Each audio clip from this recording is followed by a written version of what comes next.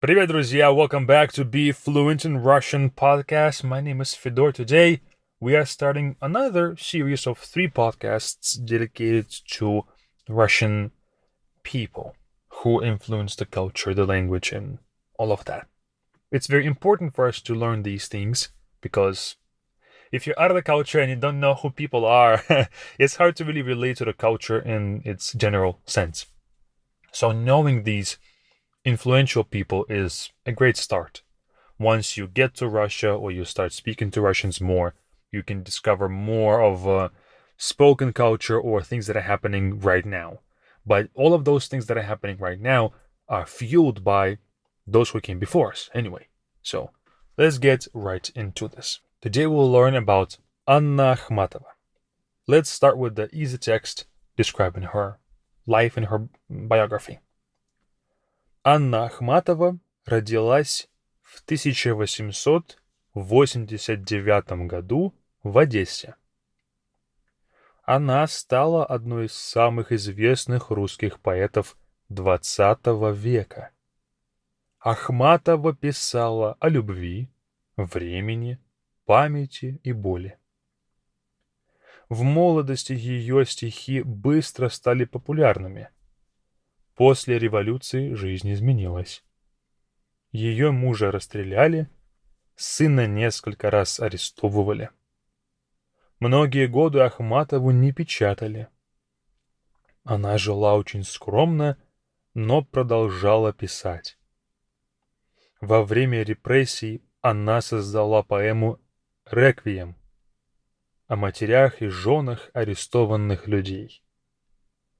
В старости Ахматову снова начали печатать. Она умерла в 1966 году. Сегодня ее считают голосом эпохи и символом человеческого достоинства. Okay, now let's break down the text and see what we can learn from it. Anna Ахматова is of course the way you say her name. And Ахматов, I don't know how to even say that in English. Анна Ахматова родилась, was born, в 1889 году, in 1889, в Одессе, in Odessa. Now it's a Ukrainian city. Back then it was, it wasn't Soviet Union then, so maybe it was also Ukrainian city, I'm not sure actually. Она стала, she became, она стала, great structure, она стала when we describe people and professions, she became одной из самых известных, one of the most famous, русских поэтов, Russian poets, XX века, of the 20th century. So she became one of the most famous Russian poets of 20th century.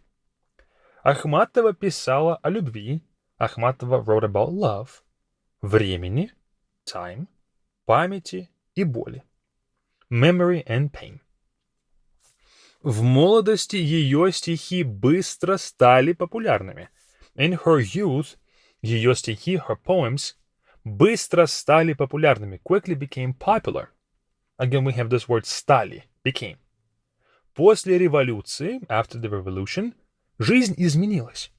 Life has changed. Of course, the revolution happened when she was in her early 20s. And this is when the regime has changed to become the Soviet Union. So, yeah, life has changed a lot for those free thinkers, I guess. And of course, a lot of poets were part of that. And yeah, I can imagine that it was a lot of pressure.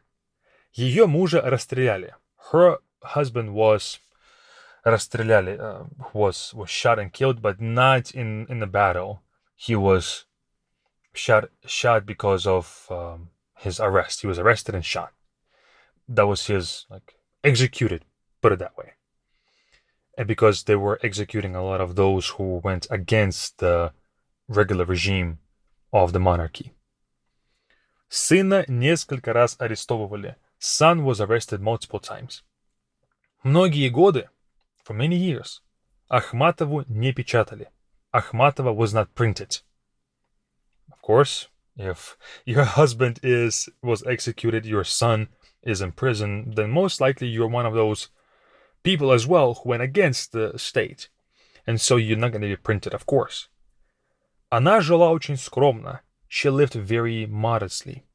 Но продолжала писать, but continued to write. And next time we'll talk about how she continued to spread her poetry. It's going to be very interesting. Во время репрессий, during the repressions, or during the times when people were sent off, она создала поэму «Requiem». She created a poem called «Requiem» о матерях, about mothers, и женах, and wives, арестованных людей, of those who were arrested. В старости Ахматову снова начали печатать.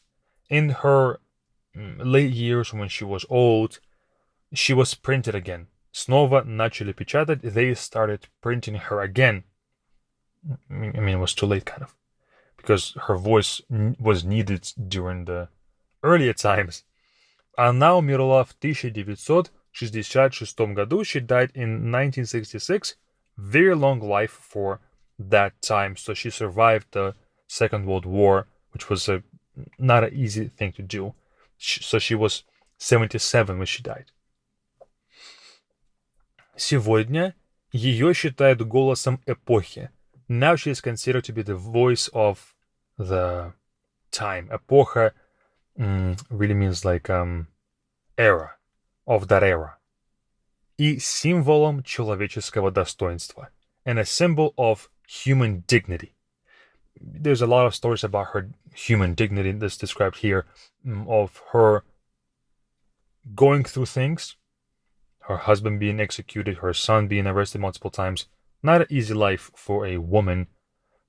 So, yeah, a lot of her poems are about that, about her suffering and about her just keeping her head up, pretty much.